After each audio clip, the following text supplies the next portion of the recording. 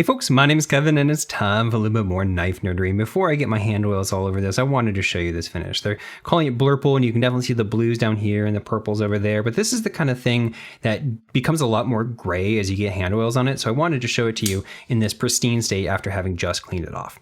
So today we're going to be doing a small details overview of this prototype of a new collaboration between Urban EDC Supply and Brian Brown Knives. This is the Urban EDC Supply Dutchman. Now, if you're scratching your head and saying, haven't I seen this knife before and I didn't have that name before, that's because you're right. This didn't start as an Urban EDC Supply exclusive. The Dutchman was a design that Brian Brown was doing customs of, though I don't think he made all that many. I didn't see that many show up on his Instagram. And there was an initial production version of this done through Tuya Knives.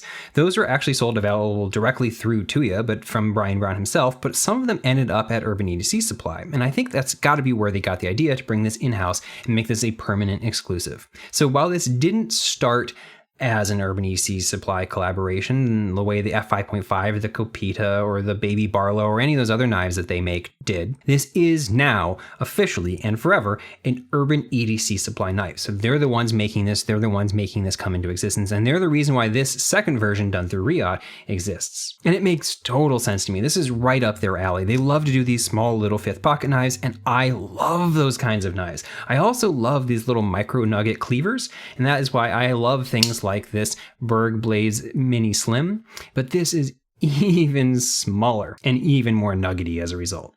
Now, I was so interested in this knife that I actually asked Brian if I could check out the original. I never do that kind of thing. I just don't feel super comfortable contacting people and asking them if they'll loan me stuff. But I did because the prototypes are already at my friend Brad, Screaming Pirate EDC, and I thought maybe he'd send them my way. And now Brian said that they came out good, but that he was used to working with folks like Riot to do things like the Jaeger M or the Raptor, although the very first version of the Jaeger was done through Wii. And so he said that they were fine, but he just wasn't absolutely thrilled with the way that the ones from Tuya came out, and so he thought he might do a second version with Riot at some point. And so that's another reason why it makes perfect sense that this ended up at Urban EDC Supply, because all of their in-house knives are done through Riot, though they won't ever actually tell you that because of the way that Riot does NDAs. Now, there are a lot of small differences between this and the original version, but most of them inconsequential. Things like the fact that the screws are a little bit smaller everywhere. The pivots are now flat, though they weren't domed before, but they had a chamfer on the outside that made them stick out just slightly. And there used to be Torx screw holes in these studs. And the chamfer on the outside is just a little bit more pronounced now. But some of them are a little bit more consequential. For example, the lock bar is thinner now, which makes the entire thing probably a little bit more flexible. I haven't had in the original, but it's going to be easier to keep your finger off the lock bar on this one. But the other thing is that the original had jimping right here. Now that's kind of take it or leave it. It looked like the kind of jimping that would just add an angle and would be good. I looked like the kind of jimping I would like, but I hate lock bar jimping to begin with, and I don't find this one at all difficult to push over, though it is a slightly small gap there. We'll talk about that more when we get into action. So that's kind of a take it or leave it change. Oh, and the last one is that the logo used to be right here. On Brian Brown's knives, he puts the logo right there, but it's funny, on the Tuya version, they actually had this facing the other direction like this, as if this was up. Now it's been moved inside. Let's see if we can zoom in and get a little bit of light in here. There we are. That's Urban EDC Supply's Compass logo and the Brian Brown Knives logo. And that inside version is what they're doing on all of their collaborations. So on the one hand, I actually really like the fact that Brian puts it there, but I kind of like these Easter egg versions even more. Now, there are a couple of changes that actually do matter, and they all have to do with the blade. So let's start talking about this blade. This is obviously a tiny little micro cleaver knife. So that means that it's meant to do utility cuts. It's meant to cut on a surface, and it's kind of meant to be used in a pinch grippy type of stance. And so it's the kind of thing where you're going to be cutting with this edge and specifically with this tip. And the big difference between this knife and the Tuya version is that this is a hollow grind. Now, I don't know if the original is flat because I've never handled it, and I can't find anyone officially formally saying, but I've looked at all the pictures and it sure does look like a flat grind to me. And so this being a tall, deep hollow, both just makes it a heck of a lot slicer. Look how freaking thin that gets, but it also just makes it feel a lot more like a Brian Brown knife. I'm so used to him having these tall, deep hollows, and I just adore that about his knives. Now, by having this be a hollow grind, it means that this front swedge has also changed. If you think about the way that the geometry of this would work, if you didn't hollow this out, there'd be more material right here, and so this swedge would be able to continue down closer towards the tip, and that's exactly what you see on the Tuya version. But here, because of that hollow, that material's been gone and it ends prematurely.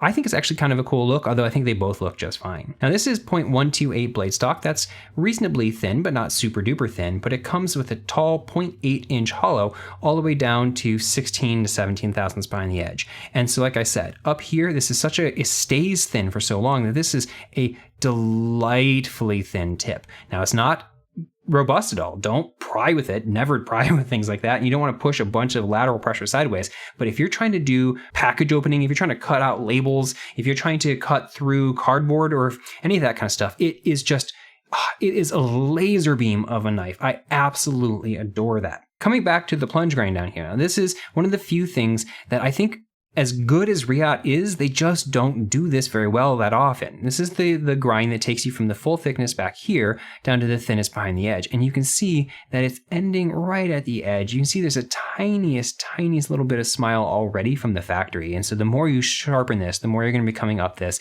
and you're going to be getting a smile. But as far as sharpening goes, because it is so narrow and so flat, it's actually going to be really easy if you're doing it by hand. Now this is a micro cleaver, which means obviously you're going to be cutting primarily with that tip. So it being so thin is what really matters, but it means that you're going to hold it in something like pinch grip, like this. And this feels tremendously comfortable. With this, I am putting my fingers along this swoop back here and I'm pinching on the actual grind, and that feels delightful and so controlled. Similarly, if I choke a little bit further back and put my finger behind this little upsweep part right here, this also feels great. I'll lock my fingers in right there, and that gives me so much control. If I pull this back into a hammer grip, this is where this last part comes into play. You're clearly meant to wrap your finger up around here, put these two fingers right there, and this last one locks into that little nook right there. You then push your thumb against that little upsweep, and this also feels so incredibly good. The thing I'll say though is in this grip, you can see that the blade is angling upward. It's not flat, it's not angling downward. And so I find that this is a little bit hard. I don't like when knives angle upward like this because I feel like I have to twist my wrist down a little bit further to keep the material in the cut. Now the other thing is that I just don't love the fact that this sweeps up right here. Like I said, in this grip and in this grip, it feels nice to have a little tiny bit of a ramp to push against. But the thing is I would like to be able to choke up like this. Put my thumb on the blade, wrap my finger around, and have a lot of control of the tip. And you can, I'm doing it right now, you obviously can, but the fact that this comes up to a little point right here and that this swedge thins this out pretty thin means that this just isn't the most comfortable thing to be pushing on. You definitely don't want to be pushing on this corner. That would hurt quite a bit if you're trying to put some weight onto it. So to me, I just think this would, it would look slightly less stylistic, but I just think it would be a lot more functional if you pulled that off. And I remember seeing Blade Chops on Instagram actually got one of the original 2-year versions, and that's the very first thing he did. It took off this little tiny rhino corner. Now, speaking of having it in this kind of grip, one of the things that surprises me is that this sticks out down here. I don't really understand why this part of the blade comes out below the handle. Now there's a chamfer along the whole way, which makes it kind of feel like it's rounded out, but I just don't get it. I don't see a value in having that there. And I think it probably would make more sense to just be completely flat. And it's not like it needs to be that from some other perspective. It's not like it, sticks out in some other way, lines up in the closed position. So I don't quite get what that's doing there. But it's also fine. Like, it feels totally comfortable in this type of grip. Now moving back to the handles, this is a pretty small knife again. This is a 3.15 inch handle. And like I said, if you're holding it like this is a full 4-finger grip knife because they expect you to have your pinky finger wrapped up there. If you scoot back, well, I guess you just knock everything off a bit and put your other finger right there. In which case this actually feels pretty good too, but it does feel like you're kind of having the entire knife hang out the front of you, and it doesn't feel quite as secure as I would want. I'm not really sure when you would be holding the knife like this. I guess if you're trying to get your thumb out of the way if you wanted to push through cardboard, because this blade will absolutely slice cardboard. As far as how it feels in these grips, this feels great. Like, this really does feel tremendously comfortable and locked in.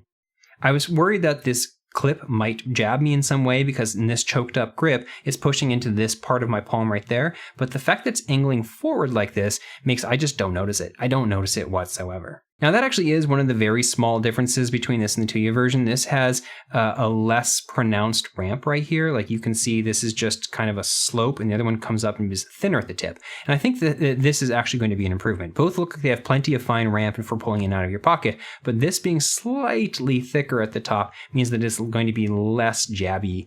But again, I don't feel it in any of the grips. I think the pocket clip is great. Now, something I do want to say about this little part right here is You might get, if you're so used to wrapping your finger into it, you cannot have your finger there when you're closing. Now, I don't know why you would. Like, it's pretty easy to just shake it home like that. But if, let's say, for example, you thought you wanted to hold it like that for some reason, or just did find yourself holding it like that, that little part is absolutely in the path of the blade. It will nick you right there. And where this happens perhaps more often is in the opening, where you're trying to find a way to hold this relatively small knife. And you might kind of cradle it back here, and then this will slide out past you. Now, you're not coming against the edge on that, but this is so freaking thin down there that you will absolutely scrape yourself coming out. And I've definitely done that. So just keep your finger off of this unless it's completely open. Rounding out the handles, we've got this full backspacer. It's not doing really anything. It's just there. I think it looks totally fine. It lines up well thematically with the clip, but yeah, it's not doing anything fancy. And then lastly, about handle materials. So this version is titanium on both sides. And they also do a version that is titanium on the lock side with a black wash on it and a black micarta. That's probably the one I would like the most. This version in full tie, I measured at 3.374 ounces. I think they listed it as 3.5 on the website, but it's a little bit less than that. Now, they say that the micarta version is 2.9 ounces. Technically speaking, the website says the carbon fiber version is 2.9 ounces, and so I don't know, maybe that's not right at all. But I do like the idea that would knock that weight down, because that weight, 3.37 ounces on a less than 2-inch blade, puts this well above the ounce and inch mark. But that's got to be deliberate, because there is absolutely no skeletonization in this whatsoever. There's no weight relief. So this is clearly intending to be a nugget knife. And in that regard, it feels great. It absolutely feels like that kind of hefty, pleasant weight in your hand. But you have to be the type of person that likes that. The balance point on this is right about there. And it's hard to say what a good balance point is on a knife like this, because the general rules of it lining up with your pointer finger is kind of irrelevant when the entire freaking knife just sits in your hand. There is no thing swaying around. The blade is not swinging back and forth because the entire thing's just in your hand. So balance isn't quite as big of a thing, but I would say this is a pretty good balance. I bet you on the micarta version that the balance is a little bit further up, and that might be good too. Now, there is a version that is tie on both sides that has a moku tie backspacer and clip, if you're the type of person that likes some colorful squiggles. This really bugs me. This little nub sticking out. I don't get it. I don't know why it is like that. Like, clearly it's there because it has to sit flush up here, but I feel like they could have made this come and sit flat with this edge by just pulling this back edge a little bit further in, and then it would look something more like that. And this is what I just come to expect. Now, there is no jimping on this whatsoever, but the fact that it does stick up like this means that you could probably use it as a front flipper if it had jimping on it. And I'm going to emulate that by pulling this out just right past the detent and see if, nope, pushed it in. Yeah, if it had jimping and I was able to work against detent, I bet you this would totally work. Yeah, I bet it would work. So it would be interesting to see if someone would mod this and put some jimping in there. Now, it would be kind of hard to use as a front flipper because this detent is pretty freaking strong. We'll talk about that more when we get to the action. Now, the last thing I want to talk about here is with this whole lock bar access. Now, I said on the 2-year version there was lock bar jimping, but there was actually also recession here too. So you used to have a lot better access to the lock bar. I personally hate jimping on lock bars, but it was the kind that was done at an angle on the side, so it wouldn't hurt to press on. And having the recession at the top means that I just think it would be easier to unlock. I don't have any difficulty unlocking this, but I have relatively small fingers, and this is thin enough distance here that even with these scallops, I think some people with bigger hands might have some problems, but maybe those people wouldn't be buying such a small knife to begin with. But it's interesting to see that change go away, since normally improved lock bar access is the kind of thing that people add in, not take away. Now let's start talking about the action, because oh my gosh, this is a very strong poppy detent. Can you hear that? Yeah, okay, so this is a small knife, and small knives are kind of hard to manipulate for people, so I want to show you how I've been opening this, because this, it feels great. I find that the most easy way to open this with your thumb stud, with your thumb, is to just hold it kind of canted forward in your hand like this. I rest my middle finger in the lock bar relief right there, and I just push up and out, and it just flies out. It is so easy to do. The other thing that I will do is hold it more like I would a front flipper. And again, I'll kind of hold the entire thing at front and my hand up here, wedge my finger in there again, keep my finger off this lock bar, and then push kind of more up and out this way. Both of those work really, really well. And it works so well that I actually find myself enjoying thumb flicking this knife more than anything else. And that's rare for me. But part of the reason for that is because the reverse flick is, it's kind of hard. I find myself struggling with it. Part of the reason is because of where these thumb studs are placed. If you think about it, a thumb stud has to move in a circular path around the pivot. It's fixed to the blade, and so can only ever move in that trajectory. And so if the thumb stud is moved further in, is closer in to below the pivot, then the path that it would be following, if you think about where like the arc would follow, has some outward motion at that point. So you can push either out or up, and they're both going to kind of get you there. But when you take the entire thing and start it up here, if you just look at where the thumb stud's moving, it can't really move out. It has to be moving up. And so if you do pull out on this, it like basically just won't come. But if you pull up, it comes really easily. And so the problem with that is pushing upward with your reverse finger, your middle finger, in this small of a knife is kind of hard because people want to, you typically hold a knife like this if you're going to reverse flicking it, and you definitely not going to be able to. And then you have to push the entire thing up in your hand a little bit. And yeah, so what I find is that you have to kind of cant the entire blade forward, rotate the entire knife in your hand, and then push up. And if you do that, it works just fine. But it's just kind of awkward. It's not my favorite reverse flick knife. Now you certainly can get used to this, just get used to having it in this like slightly weird forward pointing thing, in which case it opens very reliably. So if you do get used to it, it's not a problem. It's just not a very intuitive grip. But there's actually a remedy for that. And that's because this is a hollow grind with a tall grind and a lot of it is exposed. And what that means is that you can instead hold the knife like this, pinch it in your hand like that, curl your finger against that nook right there, rest against that hollow grind nook, and flick the knife out like that. I so much prefer that kind of grip, just doing that kind of motion and flicking the knife out.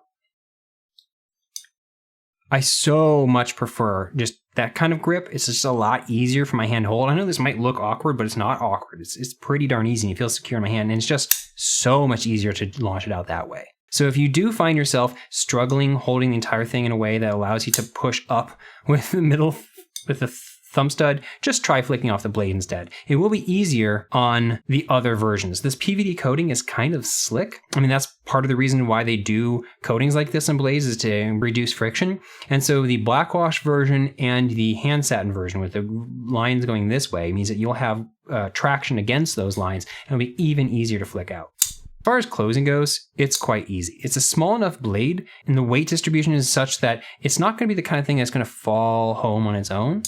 But if you just do kind of a light swing, it goes home really, really easily. One thing I did really like to see is that the detent engagement is really pretty early. I measured this at about 7.5 degrees. That's great. That's what I'm saying is, how far do you have to close the knife before you get up onto that detent ball? And what that means is that closing this is actually really, really easy. There's this little tiny nub right here that I talked about earlier, and if you do kind of push that over, it will fall to your thumb right there, and you're already up past that detent ball. If instead you have your thumb further down, it will fall like that. Now, this is a light enough blade that I don't find that this is a problem, even if it does kind of hit your nail. But the way that I always hold knives, where my thumb is pushing upward instead of flat like this, means that what actually hits is just in this little tiny nook. And so this is actually a pretty easy knife to close in a safe way, partly because that detent ball is so easy to clear. So let's talk final thoughts. The short version is that I really, really enjoyed this knife while I had it. I love small box cutting knives like this, and it worked so incredibly well as a utility knife. It's phenomenal for that. I know that designs like this aren't going to be for everyone. Small little nugget knives never are, but I love the styling of this. I do really wish it didn't have this point right here. I just think it would be a lot more comfortable if it didn't. But there's still enough grips where it works fantastically, like this, or like that, or like that, where I think this is going to be an absolute winner. Now, let's talk pricing, because this is actually kind of interesting. So the original Tuya versions were, I think, 170 to 180, 169, something like that. And these are coming in a full $90 more. Like the cheapest version here is $260, and this Blurple version is $280. And that's getting a little bit more expensive for sure, but that is right on par with what you expect from the upgrade in production from going from Tuya to Riat. You get what you pay for in that kind of thing. The thing that kind of weirds me out though is the Mokutai version. I don't get it. So like I said, the version that has a titanium lock side and a black wash blade, but with a micarta front, that's $259. You make this micarta turn into titanium, you anodize it Blurple, and you PVD coat this without the wash, and now it's $20 more. All right, okay, I can kind of see that. But the version that's full tie hand satin is harder and it costs a little bit more, but it has a Mokutai backspacer and clip. So the only real difference between this one and that one is that they did a slightly more difficult blade finish. They didn't anodize it, and then they changed materials here. That one is $475. $475. $279 to $475. It's almost $200 more to get the Mokutai backspacer and clip.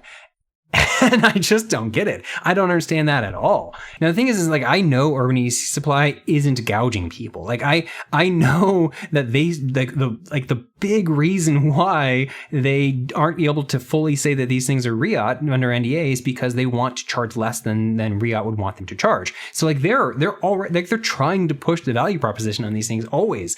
And so that markup has to be coming from Riat themselves. And I don't know, there's a big increases in material costs right now, but $200 for Mokutai? I don't get it. I don't get it at all. Whatever. If you love the look of that, sure, maybe that one's for you. I definitely will not be getting that version.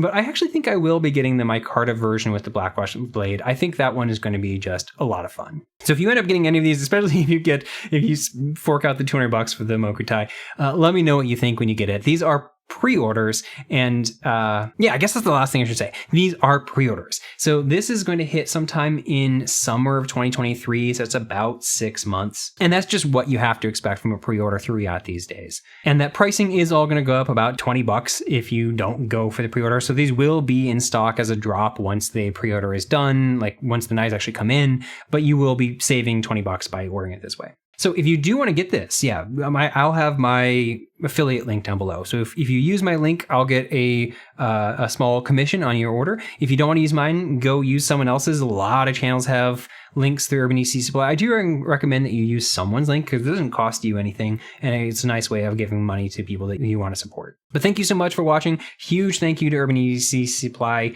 for sending this my way. And this is going to be heading off to Brad, Screaming Pirate EDC. Now, I mentioned at the very, very beginning that he had the prototypes of the Tuya version. So he's like one of the only people I know that actually had the Tuya version. So definitely go watch his video to see what he thinks of the Riat version compared to that. Thank you guys for watching, and I'll catch you guys next time.